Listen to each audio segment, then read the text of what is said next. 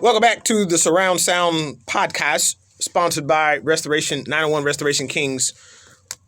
All right, football 101. And I would try my best not to refer to Boosie at all. Boosie said, big boss shit, I got my minister license. I never would have thought. Never would have thought. All right, football 101. Friday, December 17th is the start of bowl week. I think this is the coolest thing ever. Jimmy Kimmel has a bowl. Like, it's the Jimmy Kimmel LA Bowl. I don't know if, like, let's say everything has licensing for a certain amount of time. I wonder if like after 10 years, will it be just the LA Bowl? And Jimmy Kimmel will take his name off of it if he doesn't renew. But if it doesn't, and they name it something else, it would be like the coolest thing ever. Like the Jimmy Kimmel LA Bowl. That's dope. That's awesome. Just gonna name the bowl my name. The Jimmy Kimmel Bowl. I aspire to be that. Troy, I hope that we can name bowl games after each other. Like, it would be the Troy Bowl or the RJ Bowl. And it really means something. Like, teams actually come. Well, I think if you had enough money, you could. Exactly. But I just think that's cool. I don't know. That is kind of self-fulfilling, I guess, or self-loathing. I don't know. One of them self-centered, maybe. That may be the one. But it is egotistical. It's cool, though. I still think it's cool. I don't know. I still think it's cool. Bowl week starts December 17th with my alma mater, MTSU, going up against Toledo in the Hawaii Bowl. Okay, let's get to the bowls that we really care about. December 31st, University of Georgia versus Michigan in the Cotton Bowl. And then the nightcap will be Alabama versus Cincinnati in the Orange Bowl. All right, next week we're doing a recap. So I'm not trying to make any predictions on that. I'm going to predict now. Jordan Davis in the middle of that defensive line, I think spells trouble for a Michigan team that wants to run the ball.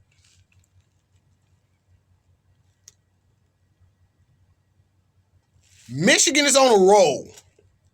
I'm talking about like butter. They are on a roll. Like toilet tissue. They are on a roll. Like the wheels of the bus. They are on a roll. I wonder, is Georgia shell-shocked from losing to Alabama? And I wonder, being that haven't played in about 3 weeks, I wonder if Michigan will keep its momentum off the last 2 games. I'm talking about beating OSU, and they hadn't beat OSU, Ohio State in 8 years. You know it all. And then winning the Big Ten championship for the first time in a many moons. We'll come back to that. Alabama and Cincinnati. 14-0 is 14-0. No, to be undefeated, you're undefeated. I mean, regardless of what you say about who Cincinnati's played, they played everybody on their schedule. They can't play, Jimmy Kimmel College. They can't play them. They got an awesome football team, but they can't play them because it ain't on their schedule. So everybody that was on their schedule, they beat. Alabama knocked off the number 1 team in the nation. A team that was undefeated up until that time. Alabama lost to Texas A&M, though.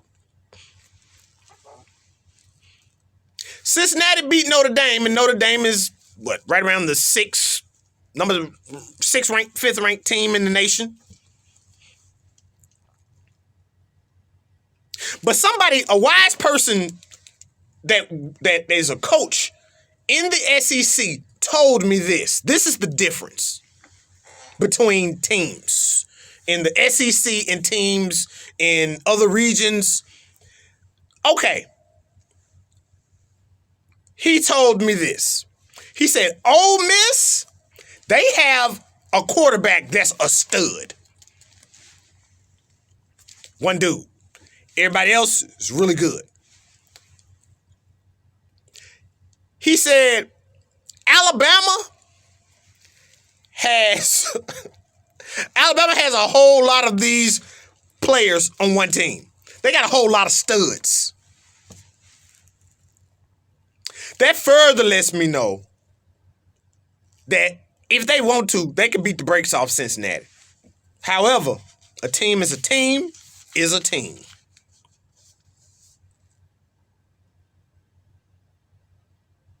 My pick,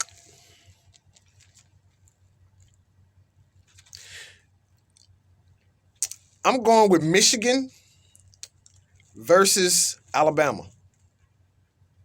Yep, that's my pick right there. Right there, pimpin', right there. Michigan versus Alabama. And I think Nick Saban is going to bring home another national championship. Yep. What is this? Like a millionth? Yeah, I think this is like his millionth. Yeah. So in a couple weeks, around the 10th, 11th, we're going to come back to this and we're going to see if this reigns true. NFL news. COVID has hit like a sledgehammer. 36 players are currently on the COVID-19 list as far as the NFL. Largest number on the list since its inception in 2020. NFL has mandated that Tier 1 and Tier 2 personnel get their booster shots if they have already gotten the shot.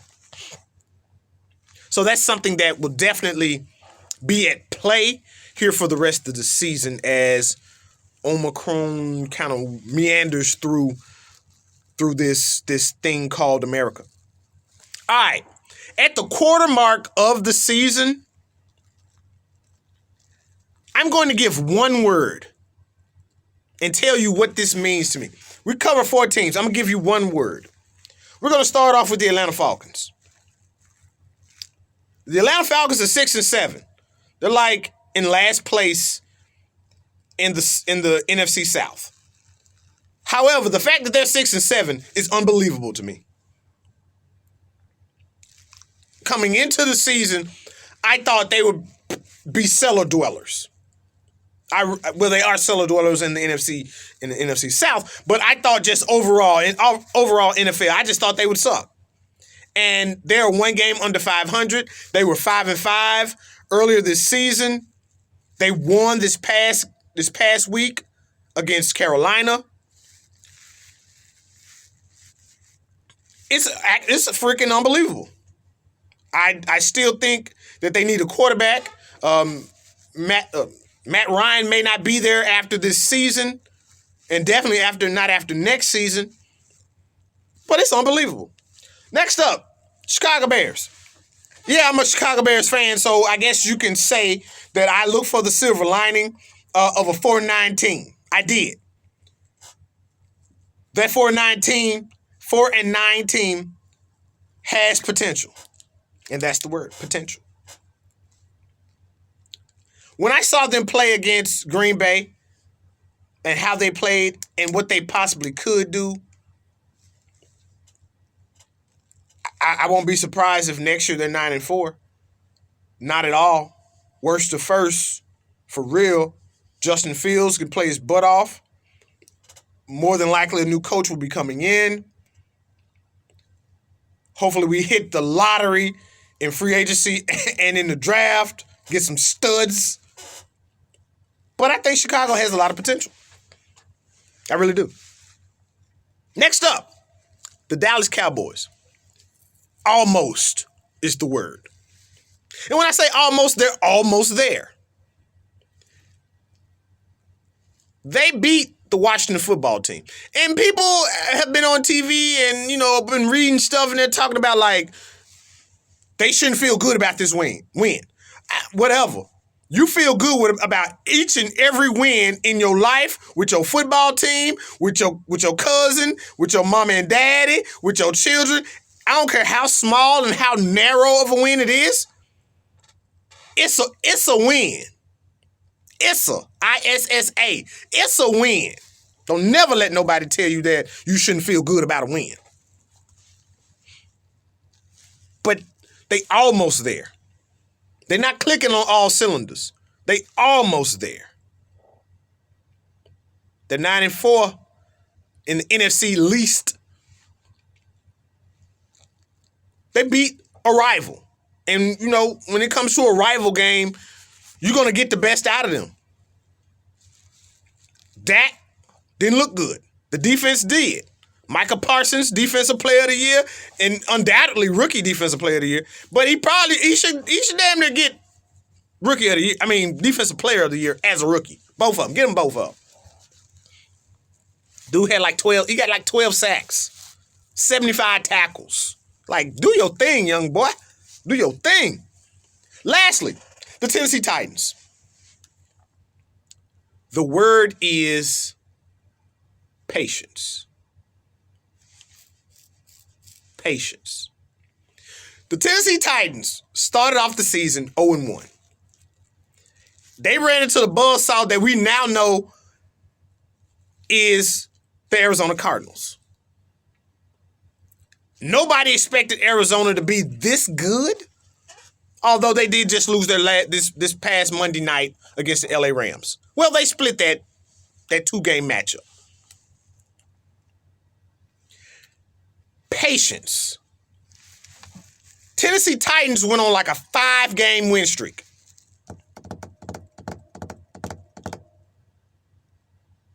In the middle of this season, everybody thought that although they lost Derrick Henry, that they would be good. Although they lost Julio Jones, we're going to be good. Although we lost A.J. Brown, we're going to be good. Tannehill is throwing interceptions, but we still winning. Adrian Peterson got cut. We're going to be good. I'm going to tell y'all right now. All those players that I named, minus Adrian Peterson, could be back before the end of the year. And that same team that was running roughshod over the NFL with the best record in the league could very well be back intact before the playoffs. Tennessee Titans fans, be patient. Be patient. Ryan Tannehill throwing interceptions and we lose a game. Be patient. Be patient. With that win this past week over the Jaguars, basically they locked up the AFC South. Just be patient. Because if they get Julio, A.J. Brown, and Derrick Henry back before or during week 17, and they have a chance to play with them and get them back acclimated, and if somehow they can mess around and have the best record and get a bye,